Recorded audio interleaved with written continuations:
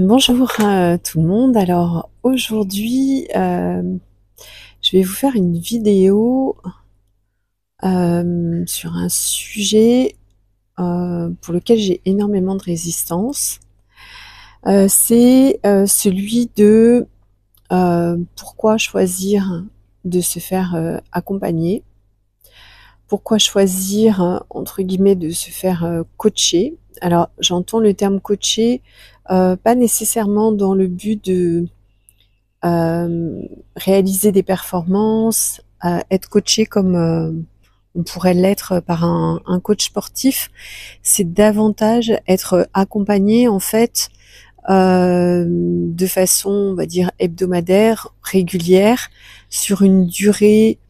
relativement suffisante qui va permettre justement d'impulser la transformation et le changement dans sa vie, dans sa réalité, pour pouvoir modifier, transformer, transmuter, expanser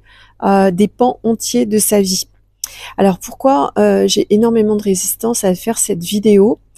Parce que en fait, en tant qu'accompagnante, donc j'ai toujours été dans le conseil depuis 2001, dans la mesure où j'étais dans le conseil juridique, mais ça reste quand même du conseil et de l'accompagnement de la personne dans des démarches juridiques, dans le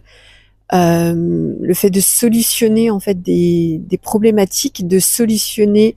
des choses parfois inextricables, et puis donc par la suite plus dans tout ce qui est accompagnement de la personne et de l'être dans son bien-être, dans son mieux-être,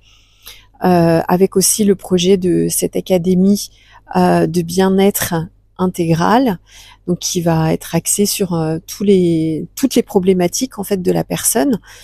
qu'elles soient émotionnelles, un petit peu plus mentales, spirituelles, corporelles, physiologiques, sexuelles, que ce soit en termes de relationnel également, donc tout un panel de domaines en fait qui touchent à notre réalité. Pour ça que j'aime beaucoup le terme de intégral, parce que pour moi tous les domaines aussi sont liés, tous les domaines se recoupent. Alors les résistances, c'est sur le fait que j'ai énormément de difficultés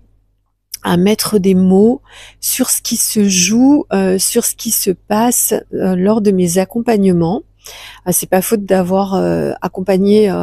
vraiment énormément de personnes dans des domaines très variés, que ce soit donc tout ce qui a trait plus à des abus, des suites d'abus, de traumas physiques, sexuels, des abus aussi alimentaires, que ce soit après davantage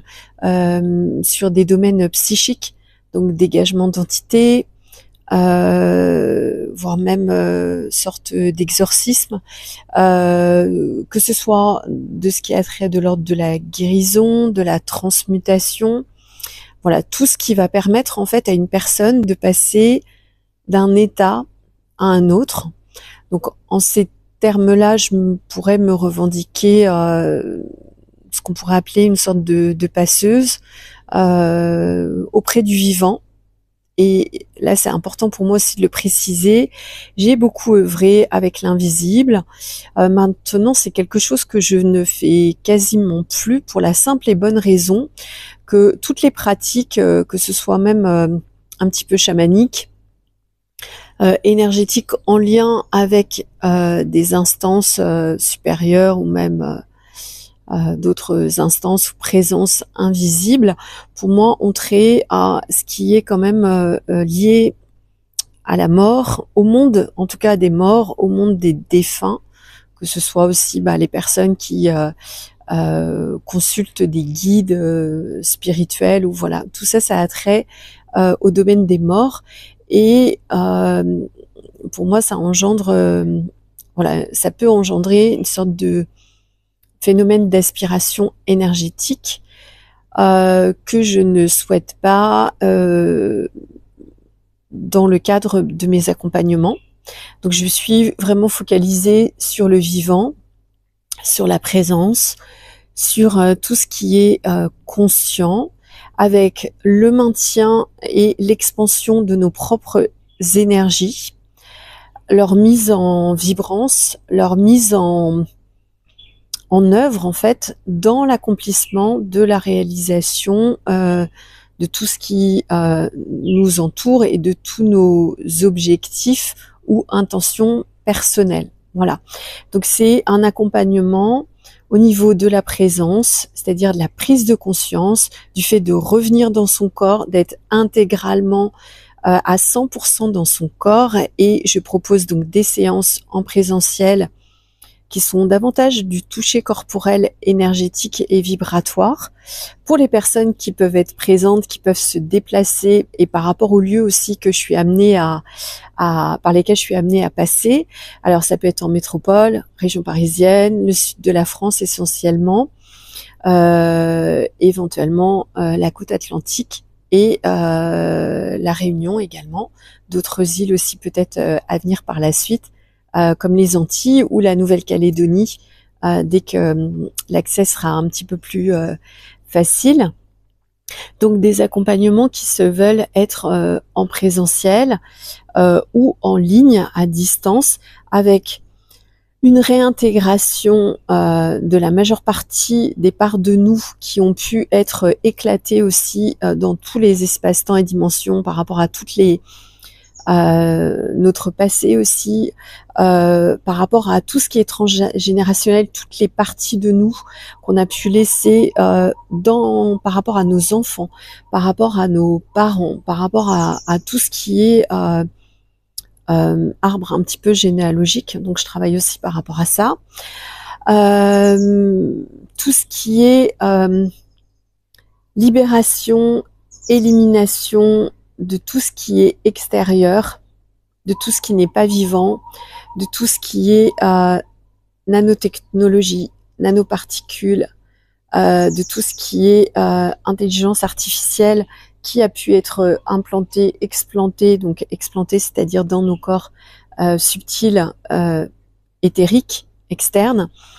implanté aussi dans notre corps de chair, dans notre corps de matière,